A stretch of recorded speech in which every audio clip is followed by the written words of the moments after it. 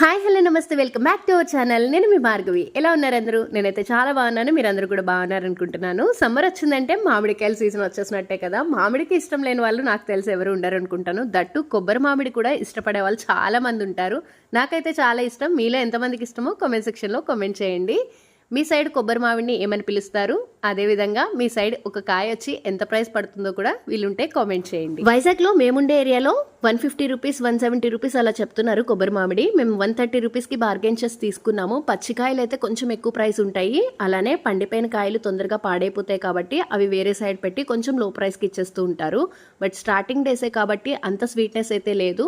మధ్యలో తిన్నట్లయితే సీజన్కి మధ్యలో టేస్ట్ అనేది చాలా బాగుంటుంది. మేము ఇక్కడైతే ఉప్పు కారం తీసుకోలేదు. ఇంటికి తెచ్చేసుకుని చక్కగా మా మామిడి ముక్కలు అన్నింటిని ఒకసారి వాష్ చేసుకుని చక్కగా ఉప్పు కారంలో పెట్టుకుని ఎంజాయ్ చేసాం. ఈ వ్లాగ్ కనుక మీకు నచ్చినట్లయితే లైక్ చేసి షేర్ చేసి కామెంట్ చేసి సబ్స్క్రైబ్ చేయండి. Thanks for watching. మరొక మంచి వీడియోతో మళ్ళీ కలుస్తాను.